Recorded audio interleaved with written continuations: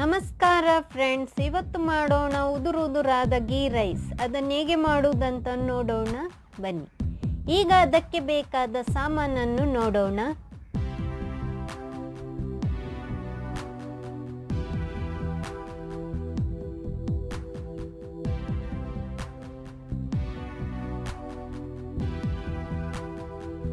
ಬಾಸುಮತಿ ಅಕ್ಕಿ 1 ಕಪ್ಪು, ತುಪ್ಪ 5 ರಿಂದ 6 ದೊಡ್ಡ ಚಮಚ, ಗರಂ ಮಸಾಲ, ಶುಂಠಿ ಬೆಳ್ಳುಳ್ಳಿ ಪೇಸ್ಟ್ 2 ಚಮಚ, ಈರುಳ್ಳಿ 1, ಗೋಡಂಬಿ ಮತ್ತು ದ್ರಾಕ್ಷಿ, ಕೇಸರಿ ಹಾಲಲ್ಲಿ ಕಲಸಿದ್ದು, ಕೊತ್ತಂಬರಿ ಸೊಪ್ಪು, ಕ್ಯಾರೆಟ್, ಬ್ರೌನ್ ಆನಿಯನ್. ಕುಕ್ಕರ್ ಬಿಸಿಯಾದ ನಂತರ ಅದಕ್ಕೆ 5 ರಿಂದ 6 ದೊಡ್ಡ ಚಮಚ ತುಪ್ಪವನ್ನು ಹಾಕೋಣ.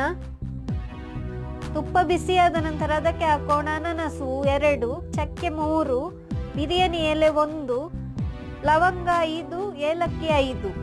ಈಗ ಅದನ್ನೆಲ್ಲ ಚೆನ್ನಾಗಿ ಹುರಿಯೋಣ. ಅದನ್ನೆಲ್ಲ ಹುರಿದ ನಂತರ ಅದಕ್ಕೆ ಹಾಕೋಣ ಈರುಳ್ಳಿ 1 ಈರುಳ್ಳಿ ಹಾಕ್ತಾ ಇದ್ದಾನೆ. ಅದನ್ನು ಚೆನ್ನಾಗಿ ಹುರಿಯಬೇಕು. ಈರುಳ್ಳಿ ಬಾಡುವವರೆಗೂ ಅದನ್ನು ಹುರಿಯಬೇಕು, ಬ್ರೌನ್ ಆಗುವುದು ಬೇಡ. ಈರುಳ್ಳಿ ಬೇಗ ಬಾಡ್ಬೇಕಂತ ಇದ್ದವರು ಸ್ವಲ್ಪ ಉಪ್ಪು ಹಾಕ್ಬಹುದು. ಈರುಳ್ಳಿಯ ಘಮ ಬಿಡುವವರೆಗೂ ಅದನ್ನು ಹುರಿಯಬೇಕು. ಈಗ ಈರುಳ್ಳಿ ಸಾಫ್ಟ್ ಆಗಿದೆ. ಇನ್ನು ಹಾಕೋಣ ಅದಕ್ಕೆ ಶುಂಠಿ ಬೆಳ್ಳುಳ್ಳಿ ಪೇಸ್ಟ್ 2 ದೊಡ್ಡ ಚಮಚ ಶುಂಠಿ ಬೆಳ್ಳುಳ್ಳಿ ಪೇಸ್ಟ್ ಅನ್ನು ಹಾಕ್ತಾ ಇದ್ದೇನೆ. ಶುಂಠಿ ಬೆಳ್ಳುಳ್ಳಿ ಪೇಸ್ಟ್ ಅನ್ನು ಚೆನ್ನಾಗಿ ಹುರಿಯಬೇಕು. ಅದರ ಹಸಿವಾಸನೆ ಹೋಗುವವರೆಗೂ ಅದನ್ನು ಹುರಿಯಬೇಕು. 1 ಕಪ್ಪು ಅಕ್ಕಿಗೆ 2 ಚಮಚ ಶುಂಠಿ ಬೆಳ್ಳುಳ್ಳಿ ಪೇಸ್ಟ್ ಅನ್ನು ಹಾಕೊಳ್ಬೇಕು.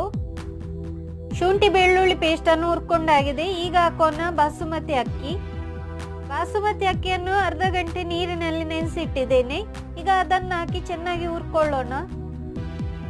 ಅದರ ತಳ ಎಲ್ಲ ಬಿಡಿಸ್ಕೊಳ್ಬೇಕು, ಇಲ್ಲದಿದ್ದರೆ ತಳ ಹಿಡಿಯುವ ಸಾಧ್ಯತೆ ಉಂಟು. ಈಗ ಅದಕ್ಕೆ ಹಾಕೋಣ ನೀರು. ಈ ಲೋಟದಲ್ಲಿ 2 ಲೋಟ ಅಕ್ಕಿಯನ್ನು ತಗೊಂಡಿದ್ದೇನೆ. ಈಗ ಅದರಲ್ಲಿ 2 ಲೋಟ ನೀರನ್ನು ಹಾಕೋಣ. ಅನ್ನ ಉದುರುದುರಾಗಿ ಬೇಕಿದ್ರೆ 2 ಲೋಟ ನೀರು ಹಾಕಿದ್ರೆ ಸಾಕು, ಇಲ್ಲದಿದ್ರೆ ಜಾಸ್ತಿ ಹಾಕೊಳ್ಬಹುದು. ಈಗ ಉಪ್ಪು ಹಾಕ್ತಾ ಇದ್ದೇನೆ, ಕಲ್ಲುಪ್ಪು ಹಾಕ್ತಾ ಇದ್ದೇನೆ. ಈಗ ಅದನ್ನೆಲ್ಲ ಚೆನ್ನಾಗಿ ಮಿಕ್ಸ್ ಮಾಡೋಣ.